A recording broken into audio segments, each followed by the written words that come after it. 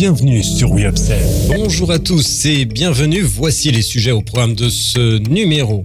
Amor Pacific braille et remporte le Red Dot Design Award. Benco se tartine aux éclats de noisettes. Le whisky Glenmorangie s'habille en orange. Enfin, chiffres et marchés, Cristalline et Ricard toujours au sommet en grande distribution.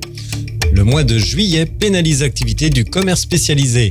Voici l'heure de l'Update News de We Upsells et c'est un plaisir de vous accompagner pour ce récapitulatif de l'actualité de la semaine autour des sujets de la distribution, de la relation client ou du field advocacy. Avec le soutien d'Upsells, force de vente supplétive, nous traiterons des tendances, des derniers chiffres et nouveautés. On se retrouve juste après ça. Update News, l'actualité conso et action commerciale de We Upsells. Tous les vendredis, un rendez-vous animé par Benoît et proposé par Upsell, spécialiste de la force de vente externalisée et supplétive. Amor Pacific braille et remporte le Red Dot Design Award. Red Dot Design Award est l'un des prix de design les plus prestigieux au monde. Chaque année, ils sont sélectionnés, récompensés des produits créatifs et innovants. Cette année, c'est l'entreprise sud-coréenne Amor Pacific qui a remporté le Red Dot Design Award 2022 dans la catégorie Brand et Communication Design. Le produit de soins capillaires et corporels Balise Braille a remporté le prix avec ses étiquettes Braille pour produits de bain. L'étiquette a été développée pour les consommateurs malvoyants qui ont des difficultés à distinguer les différents produits de bain tels que les shampoings, les gels douche en raison de l'absence de braille sur les contenants des produits.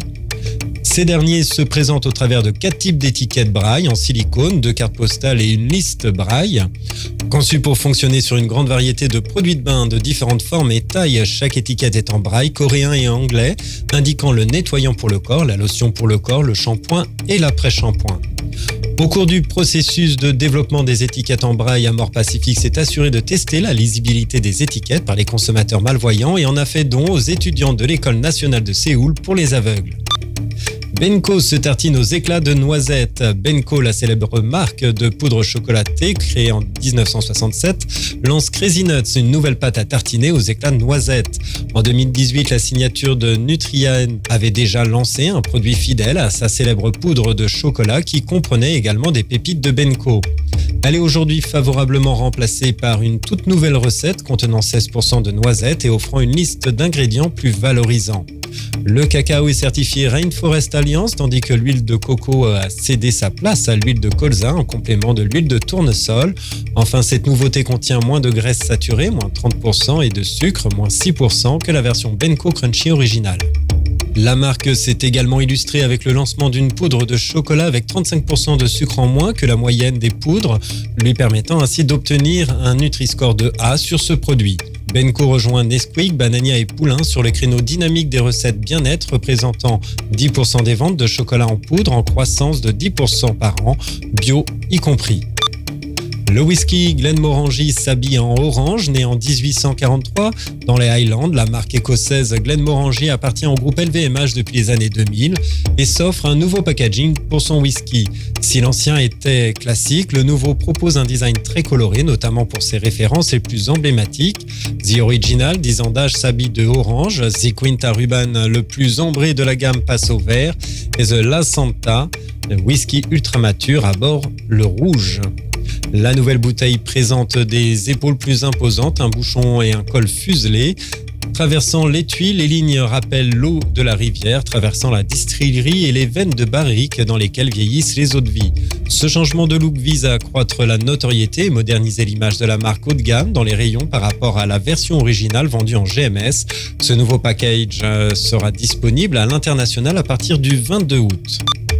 Enfin, chiffres et marchés, Cristalline et Ricard toujours au sommet de la grande distribution.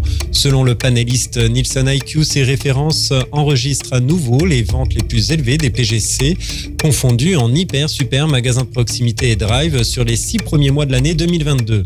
Le litre de Ricard arrive en tête du classement avec 126,8 millions d'euros de chiffre d'affaires et le pack de 6 fois 1,5 litres de Cristalline le suit avec 117,8 millions.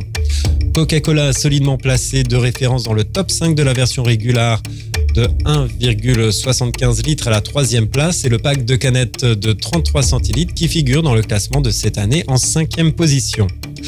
Si la classification en transactions d'achat est sensiblement différente, celle-ci est également consacrée au liquide. Selon Nielsen IQ, cité par les éditions Dover, Cristalline s'en sort bien avec 4 références dans le top 10 composées uniquement de boissons non alcoolisées, dont le pack de 6,1 litres en pole position. Juillet pénalise l'activité du commerce spécialisé. Selon une étude réalisée par Procos, l'activité du commerce spécialisé a baissé de 6,3% par rapport à juillet 2021 en magasin et de moins 12,4% pour les ventes Internet. Tous les secteurs ont enregistré une baisse d'activité en juillet 2022 par rapport à juillet 2021, à l'exception de la restauration avec plus 6,5%. La baisse des ventes en magasin a été la plus prononcée dans les vêtements à moins 17,9%, les chaussures moins 15% et la culture, les jouets cadeaux à moins 5,1%.